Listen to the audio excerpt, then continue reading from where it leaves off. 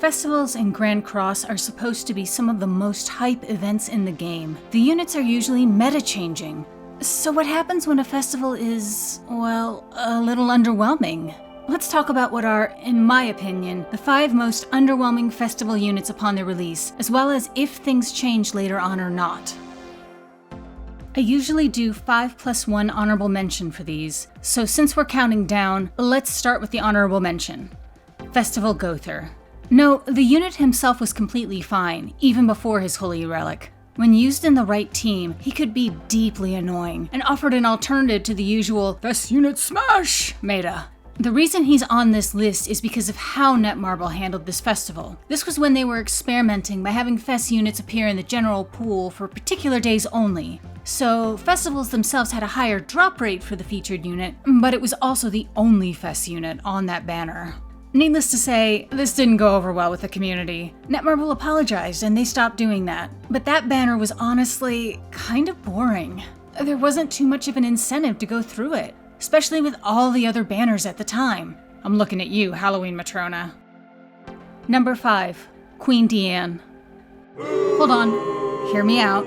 This is another Miguelda case where a unit seems underwhelming upon release, but becomes totally cracked as more units release. And to be honest, Diane was kind of mid in the beginning. Add to that the fact that her banner was stacked with coin shop units, which was a huge bummer. Additionally, within the past year of her release, we'd gotten 2 other Diane units that required all new cosmetics as well. So, as a result, people, including myself, were kind of on her at first.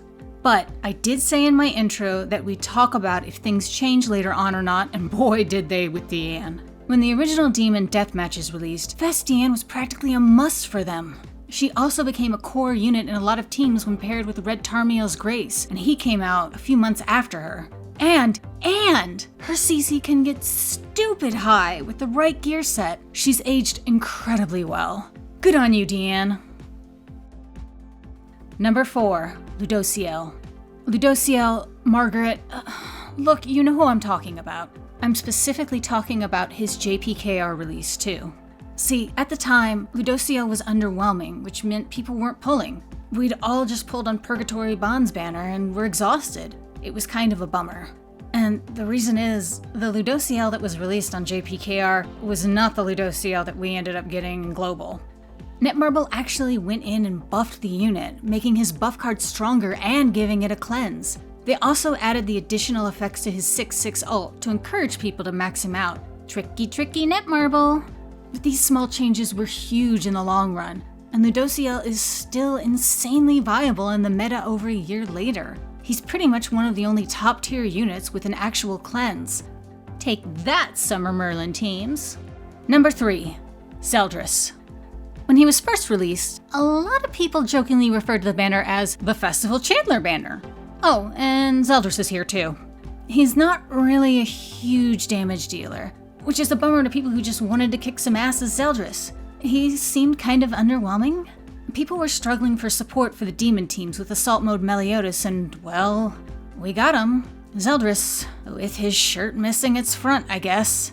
He has aged well though. He's a solid backline unit for teams that rely on debuffs and heavy damage, even if he doesn't contribute too much once he drops down. The problem is that we got another Zeldris support unit in the past year with Ominous Nebula Zeldris. So, which one do you use? There are options, I guess.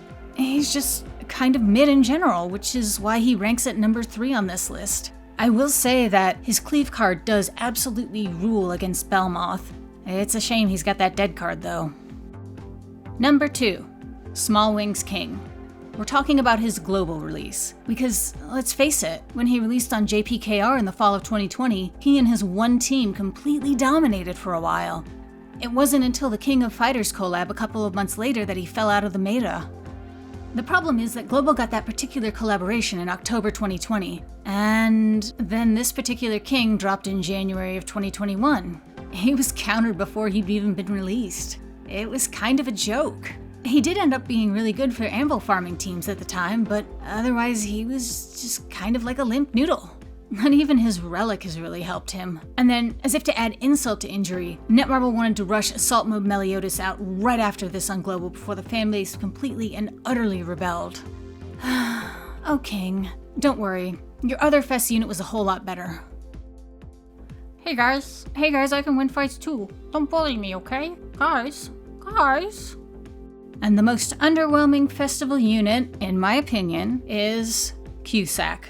This might be controversial, but let's talk about why I ranked him as the most underwhelming Fest unit. The first thing is, he was released 2 weeks after Ludociel, and both banners required you to go 900 gems if you wanted to hit the pity and get the character guaranteed.